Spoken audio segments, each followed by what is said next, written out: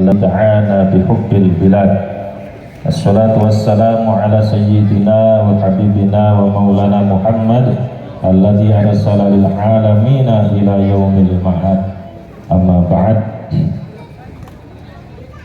Yang kami muliakan dan yang kami ta'zimi, para kiai, para asatidz, wabil khusus yang hadir, yang sudah hadir, Bapak Kiai Ali Makrus, Bapak Ustadz Ziauddin Al-Akfa, Bapak Ustadz Junaidi yang di belakang, dan yang kami hormati Bapak anggota Dewan, Bapak Muhammad Fadli dari P3 Pak ya, dari P3, kemudian Bapak RW, dan juga tamu-tamu kehormatan yang dirahmati oleh Allah Subhanahu wa Ta'ala. Tak lupa ini yang cantik-cantik berseri-seri, yang cantik berseri-seri, yang di belakangnya ada suami yang rela panas di bawah terik matahari demi untuk beli skincare yang mahal harganya yang harus dibeli, tapi sayang suaminya jarang menikmati, malah ustadz-ustadz yang diundang ngaji, apalagi para buaya darat yang ada di sebelah kanan ini. Lebih-lebih yang di atas ini lebih darat lagi. Dan yang kami hormati para suami-suami yang mengaku sebagai pejuang, yang bahagia kalau tanggal gajian datang, karena saat itulah bisa mendapatkan kasih sayang. Setelah itu ditendang-tendang. Ini ada hikmahnya Pak, punya nasib kayak gitu itu ada hikmahnya. Sebab kalau nggak punya istri kayak gitu itu pasti panjenengan semuanya sudah nggak karu-karuan. Untungnya dijaga istri. Makanya orang sepuh, kiai-kiai dulu itu kalau ngendiko, kalau ngomong, kalau punya anak kok masih bandel, punya anak masih nakal, alah tunggu saja nanti dinikahkan. Habis dinikahkan pasti sembuh. Kenapa? Karena kemampuan istri untuk mengendalikan suami jauh lebih mumpuni daripada orang tua yang melahirkan. Alhamdulillah, malam hari ini Allah Subhanahu wa Ta'ala mengaruniakan kepada kita semua nikmat yang tak terhingga bisa hadir duduk di majelis ini. Ini majelis baru berjalan 2 tahun, milad yang pertama alhamdulillah Pak Fadli datang. Nah, ini sebenarnya Pak Suikwan juga ada karena malam hari ini ada kegiatan jadi beliau nggak bisa hadir. Kemudian kita bisa hadir di milad yang kedua, yang ini berdasarkan request anak-anak, pengen miladnya diadakan agak meriah.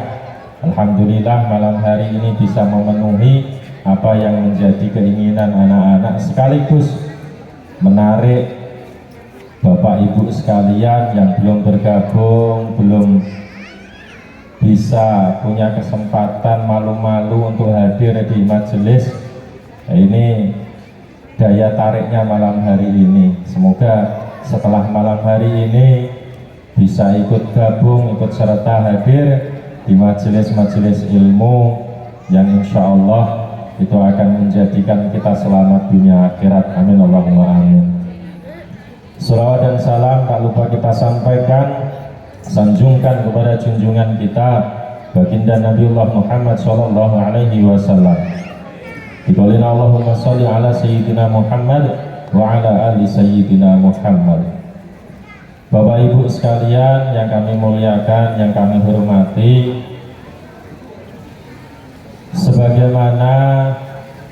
yang disabdakan oleh Rasulullah Shallallahu Alaihi Wasallam. Beliau menyampaikan, alaikum bimujalasatil ulama wastima'i kalamil hukama fa innallaha ta'ala yuhyil qalbal mayyita binuril hikmah kama yuhyil ardal mayyitata bima'il matar. Kita itu butuh dengan ulama, kita itu butuh dengan kiai. Sebab apa? Hati kita itu hati yang rentan, rawan untuk lalai, untuk kemudian melupakan apa yang menjadi tujuan hidup kita, melupakan kepada hakikat kita diciptakan oleh Allah Subhanahu wa Ta'ala. Sehingga keberadaan majelis-majelis itu sebenarnya memfasilitasi. Sampai akhirnya kalau dulu ulama-ulama dulu itu kalau pengen ada orang belajar itu datang ke ulamanya.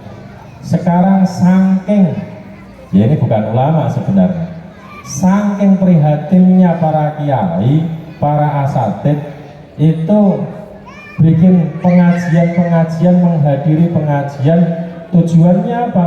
Tujuannya adalah agar majelis-majelis ilmu itu tetap ada. Jadi hati kita yang rentan mati, Pak, yang rentan lalai, gampang lupa dengan tujuan hidup ini, dikembalikan lagi dengan majelis-majelis ilmu, duduk dengan para ulama, mendengarkan kalam-kalam hikmah yang ini nanti akan menghidupkan hati kita kembali. Sebagaimana Allah Subhanahu wa Ta'ala menghidupkan bumi yang tandus dengan air hujan yang diturunkan dari langit. Makanya tadi saya sampaikan, Bapak Ibu mungkin yang Bapak-bapak khususnya, Bapak-bapak yang mungkin merasa teraniaya dengan istri, itu ada hikmahnya. Kalau yang tahu hikmahnya. Makanya penting orang tahu hikmah itu penting. Kalau nggak tahu hikmah, bawaannya ya sudah. Bawaannya itu rumah tangganya nggak enak, bawaannya hidup itu nggak nyaman, dimarahi istri, bawaannya sudah marah-marahan, bawaannya sudah cemberutan, seolah-olah hidup sudah nggak ada artinya lagi, nggak ada harga dirinya. Padahal biasa saja, masih untung istilahnya ada, masih untung istri itu marahnya sama suami, sama kita, suaminya, daripada marah sama suami orang. Ya, jadi kan kalau punya istri, Pak, terus marahi tetangga sampean gitu kan malah lebih parah. Sehingga ya hikmahnya itu menjadi pengendali kita. Makanya orang diberikan hikmah itu ya beruntung orang tahu hikmah, dan itu salah satunya caranya adalah dengan datang duduk di majelis ilmu.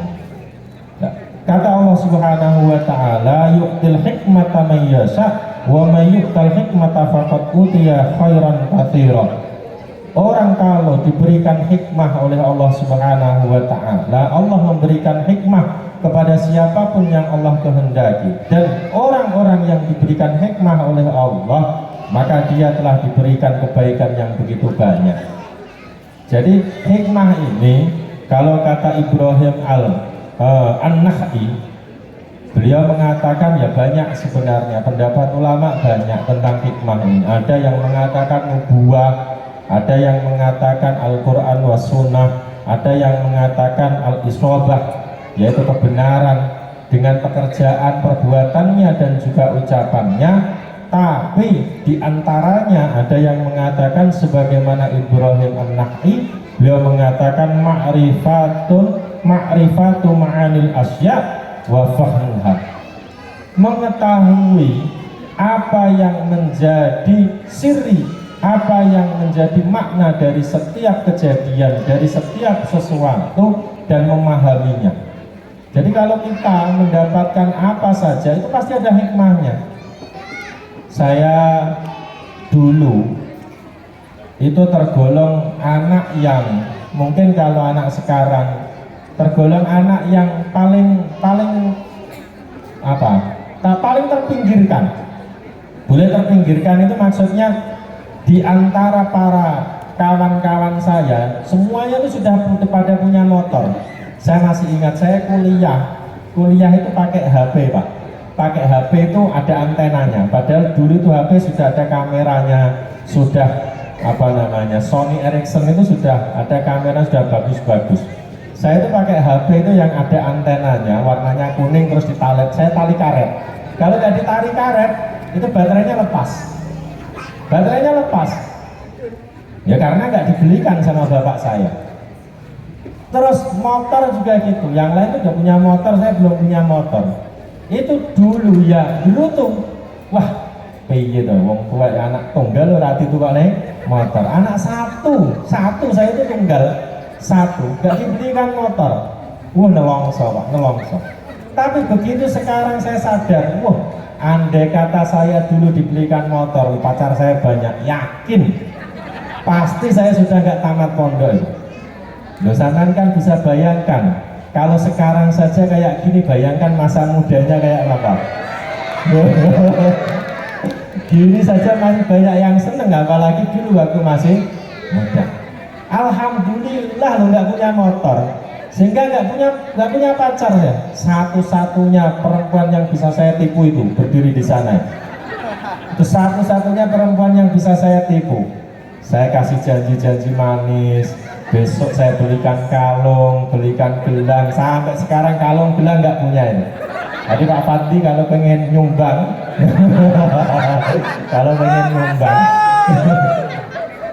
sampai sekarang. Dan itu alhamdulillah itu menjadi kendali. Artinya ma'rifatu ma'anil asya, mengetahui makna ini penting. Orang mengetahui hikmah dari setiap kejadian itu penting, sehingga dia akan tahu mana kemudian apa yang terbaik baginya, apa yang didesain oleh Allah untuk kemudian mengembalikan dia kepada kodrat yang sebenarnya, itu yang sebenarnya. Apalagi kalau kemudian dari awal dia paham setiap kejadian akan disikapi dengan sesuai syariat, sesuai dengan Al-Quran dan Sunnah. Nah ini loh Bapak Ibu sekalian, makanya ya sebenarnya majelis-majelis taklim, khususnya majelis taklim kayak di Mabes ini bukan jenengan duduk mendengarkan nasihat saya, bukan. Makanya saya itu pede kalau ngaji itu pede, padahal apa yang saya sampaikan kadang-kadang nggak saya lakukan. Kadang saya nyuruh ayo puasa sunnah gitu, saya nggak puasa, nyantai, puasa Asyura, puasa Tarwiyah, Arafah, nggak puasa. Padahal nyuruh orang puasa. Kenapa? Karena kepedean saya bukan itu, bukan karena saya nggak puasa, bukan. Karena yang saya sampaikan bukan ucapan saya, melainkan ucapan dari musannaf, para ulama-ulama yang mengarang kitab. Sayyid Abdul Al-Haddad dalam kitab Nashaikhud Diniyah itu menceritakan orang itu di zaman-zaman yang rusak itu akan tiba masanya. Zaman itu rusak, tapi Allah tetap akan menjaga ilmu dengan cara apa? Dengan cara ulama-ulamanya, orang-orang yang dipilih oleh Allah akan tetap menampakkan perkara-perkara yang hak, dan itu nantilah yang akan menjaga kebenaran yang sebenarnya. Sehingga kalau kemudian kita berada pada posisi itu, kalau di apa namanya di Nashaikhud Diniyah disampaikan, kalau kita sudah tidak menemukan ulama, sudah tidak bisa menemukan orang-orang yang bisa memberikan contoh, yang menyampaikan ilmu berdasarkan kebenaran dari Al-Quran dan Sunnah, maka kata beliau, wa man lam yajidhum fakutubuhum allati sonafuha tajzi'an majalisatihim inda faktihim. Kalau kalian tidak menemukan ulama-ulama itu yang mengajarkan syariat, yang mengajarkan ilmu, maka dengan kitab-kitab mereka lah cukup untuk dijadikan majelis. Maka dengan belajar kitab mereka sama dengan bermajelis dengan mereka. Makanya kalau saya ngaji kok bawa kitab, itu saya anggap jenengan-jenengan yang ngaji itu sedang bermajelis dengan ulama-ulama yang kitabnya saya baca. Contoh kalau di Mabes itu ngajinya kan sekarang Sulam Taufik. Ya itu jadi sama jenengan sedang bermajelis dengan Habib Abdullah Thohir. Gitu. Jadi sama seperti itu. Terus nanti kalau pas kadang-kadang diselingi dengan tafsir Jalalain, berarti sama. Saya anggap jenengan sedang bermajelis dengan Syekh Jalaluddin As-Suyuti dan Syekh Jalaluddin Al-Mahali.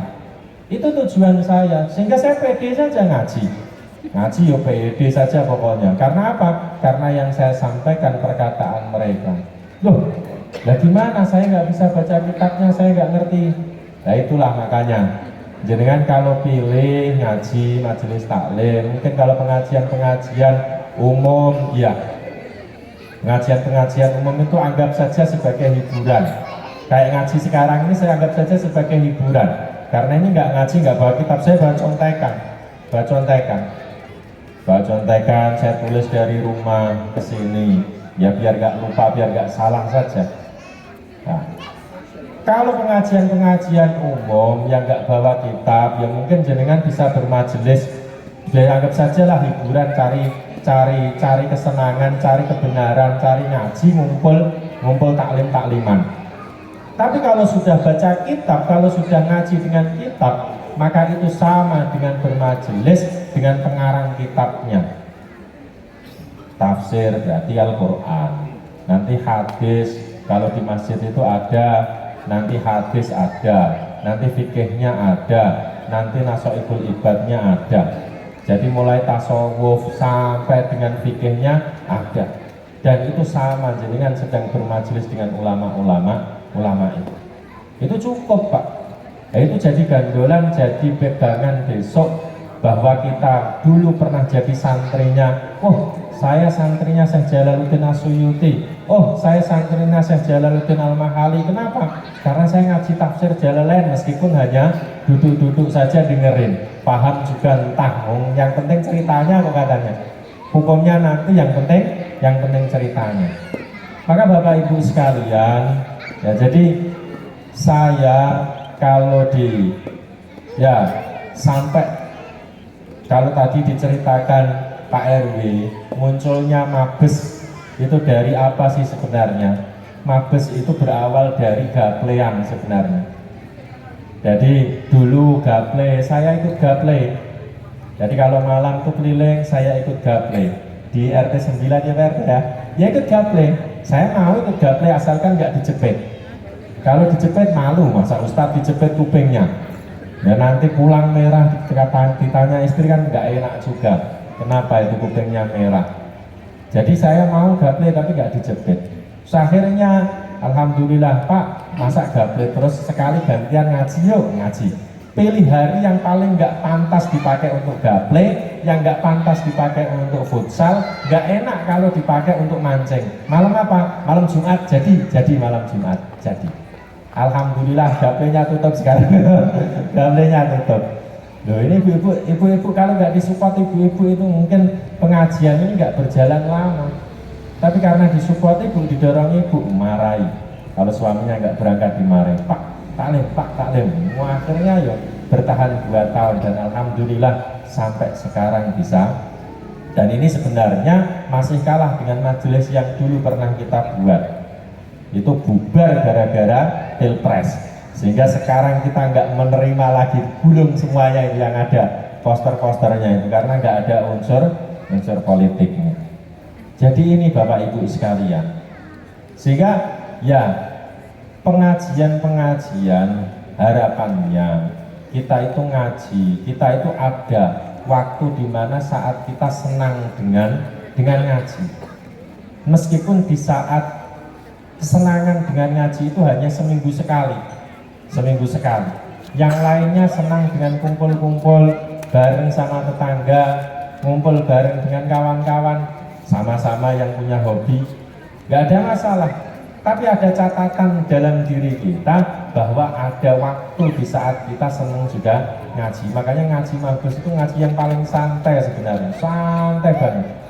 Ngaji pertama itu saya pakai kaos oblong, ada yang ngaji itu pakai celana pendek, duduknya ya gini sambil kokoan. Ya nggak apa-apa, karena memang niatnya yang penting dengerin pengajian. Tapi sekarang sudah pakai seragam sekarang, sudah ada seragamnya ya Pak Kom ya. Nah itu donatur utama kita Pak Komari, Pak Haji Begi. Pak Haji Beginya apa Mabes itu. Jadi Bapak Ibu sekalian, jelas malam hari ini kita itu bersyukur kepada Allah yang mana majelis berkah sholawat ini bisa eksis, bisa bertahan sampai dengan hari ini, dan bahkan ini tidak diduga-duga kegiatan malam ini spektakuler bagi menurut kami, karena nggak terkira kalau sampai mungkin dibilang aduh kemarin yang penting pakai di lapangan sajalah, nggak sampai segininya Pak Fadli. Ternyata ya Allah, pakai bendera, sudah ada malah benderanya segitu gedenya. Saya dari pagi itu udah hujan, pawang hujannya itu malah sakit. Nah, jadi bilangin sempaknya taruh di atas apa namanya, di atas genteng ini malah sakit orangnya. Ya sudah lah, ternyata sore berhenti. Nah ini karena berkahnya sholawat. Semoga saja ini bisa menarik dan membawa kebaikan untuk kita semua, dan juga menambahkan ilmu yang manfaat, barokah fid dini wa dunya wal akhirah. Tidak banyak yang saya sampaikan karena sebenarnya malam hari ini banyak ustadz yang saya undang, dan kebetulan yang baru hadir, yang sudah hadir Bapak Kiai Ali Mahrus. Jadi saya minta kepada beliau juga nasihat sedikit banyak bisa kita serap ilmunya untuk bisa kita terapkan dalam kehidupan sehari-hari. Itu saja yang bisa kami sampaikan. Wallahul muwaffiq ila aqwamit thoriq. Wassalamualaikum warahmatullahi wabarakatuh.